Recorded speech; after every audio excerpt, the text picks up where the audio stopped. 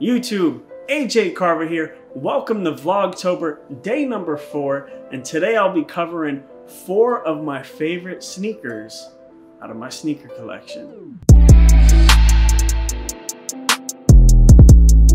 This list is in no particular order, but I'm going to start off with 4 on the list is the Air Jordan 11 Retro 25th Anniversary Holiday Jubilee.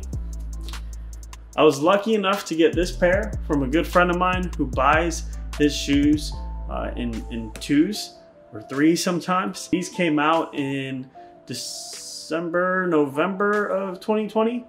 Holiday season. These make my list just because they're so sleek. I've worn these a handful of times. And of course, if you're into 11s, how can you not have at least one pair of the 11s on your top sneaker list?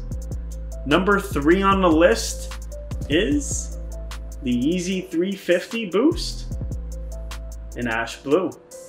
I know Yeezys are hit or miss with a lot of people. You either love them or you hate them. It took me a while to pull the trigger on the Yeezys. What really attracted me to the Yeezys and what made me pull the trigger is they're very similar to one of my favorite shoes of all time.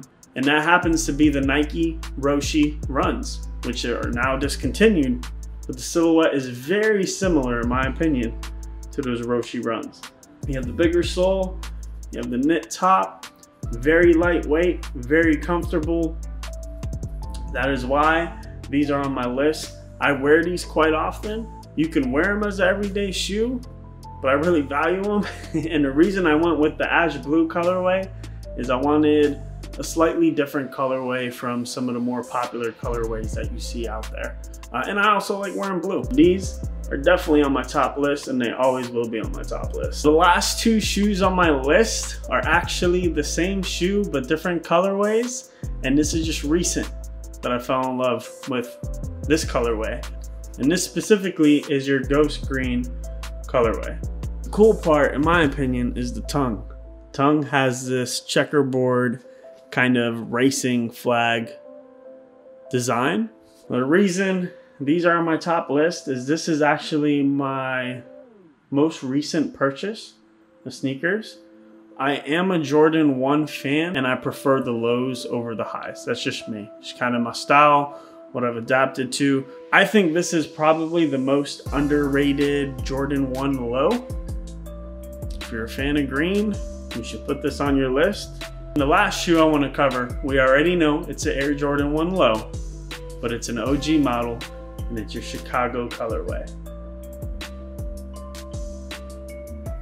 I got these the same year, I think the same month that they were released, but these have value behind them outside of the dollar sign. I received these with a classmate of mine at the time when I was at UCF for a project that we completed in one of our courses.